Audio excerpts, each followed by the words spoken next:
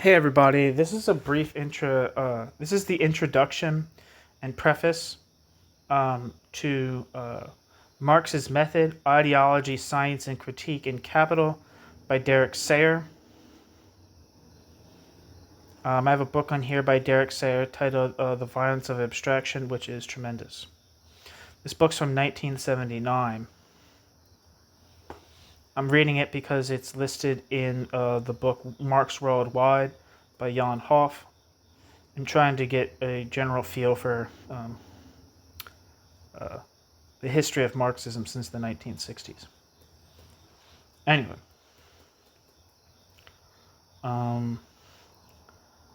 this is the table of contents. Part 1, Ideology. Chapter 1, Some Preliminary Observations. Chapter 2, The Language of Commodities. Heading 1, The Commodity. Use value, exchange value, value. Useful labor, abstract labor. Section 2, Commodity Fetishism in the value form. The value form, commodity fetishism. Section 3, Ideologies of value. The monetary and mercantile systems. Samuel Bailey and the, quote, verbal observer, end quote. Chapter 3, Lawyers' fees, red beats, and music. Section 1, Marx on revenues. Surplus value, profit, interest, rent. Section 2, the Trinity formula. Capital, interest, land, rent, labor, wages. Part 2, the Critique of Economic Categories. Chapter 4, Prolegomena, some reflections on the general introduction of 1857. 1. Section 1, Rational Abstractions. Production Relations, Productive Forces. 2. Obviously the scientifically correct method, ? 3. Starting points and methods of presentation. Chapter 5, To bring a science by criticism. Section 1, Science as critique and analogy. Section 2, Marx's analytic, quote, peeling out, end quote, forms, transhistorical categories reconsidered, from phenomenal forms to essential relations. Section 3, a note on testing, comparison, prediction. Chapter 6, ... to a point where it can be dialectically presented. Section 1, economic categories and their historicity, the construction of historical categories, Marx's dialectic. Section 2, concluding remark toward the recovery of history. Appendix, the manuscripts of Capital. Preface. This book is a condensed and revised version of a PhD thesis submitted to the University of Durham in 1975. Both the thesis and the book were written whilst I was in receipt of SSRC funds. I'd like to record my gratitude to the Sociology Department in Durham for giving me, particularly as a postgraduate student, excellent research facilities and ample opportunity to clarify my ideas through teaching. I would also like to thank John Metham for his full and useful editorial comments, Tony Needham for much help with the intricacies of classical and Marxist economics, and Philip Abrams, Philip Corrigan, and John Jervis for their encouragement, comment, and critical support throughout the years that both the thesis and the book were written. Derek Sayer, Glasgow, April 1978. Introduction. Quote, if, as the reader will have realized to his great dismay, the analysis of the actual intrinsic relations of capitalist production is a very complicated matter and very extensive, if it is a work of science to resolve the visible, merely external movement into the true intrinsic movement, it is self-evident that conceptions which arise about the laws of production in the minds of agents of capitalist production and circulation will diverge drastically from these real laws and will merely be the conscious expression of the visible movements. End quote. Marx held that, quote, the visible, merely external movement, end quote, of the phenomena of capitalism obscures its, quote, actual intrinsic relations, end quote, And since our everyday concepts of these relations are, quote, merely, the conscious expression of the visible movements, end quote, they will ordinarily be ideological. To unearth the, quote, true intrinsic movement, end quote, and show why its visible manifestations should thus deceive us, quote, is a work of science, end quote. This book is about the method of that science, and it too, in a sense, seeks to go behind a, quote, visible, merely external movement, end quote, that of Marx's own analyses themselves. Marx was careful to distinguish between his method of inquiry and whose task, quote, is to appropriate the material in detail, to analyze its different forms of development, to trace out their interconnection, end quote. And Marx's method of presentation, which can come into play, quote, only after this work is done, end quote. Marx, 1873. My primary concern here is with the former, and it is no more immediately visible in the end product than are the essential relations of capitalism itself. The expository form of capital, that of apparently, quote, a mere a priori construction, end quote, is deceptive, as Marx himself warns us. If we are to recover Marx's method, we have to go beyond his forms of presentation and ask about the forms of inquiry that lay bare what is to be presented in the first place.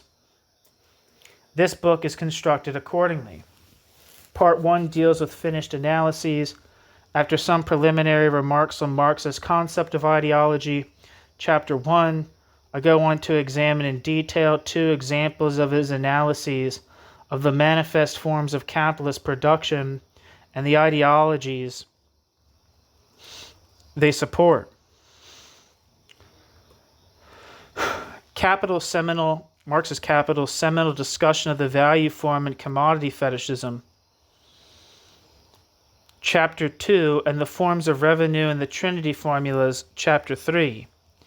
In each case, I try to bring out the way in which Marx explains the nature of the ideologies by the forms which ground them, and the character of these forms by the singularities of capitalism's, quote, intrinsic relations, end quote.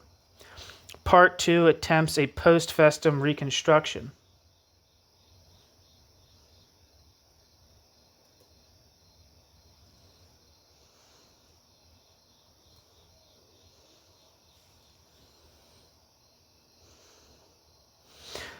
Of the methodology which made such analyses possible. I begin with a long discussion of Marx's most renowned methodological text, the General Introduction of 1857, Chapter 4. This is basically a ground-clearing exercise. By Chapter 4, at least when I keep saying these chapter numbers, he's referring to chapters in this book, not in Marx's Capital. This is basically a ground-clearing exercise.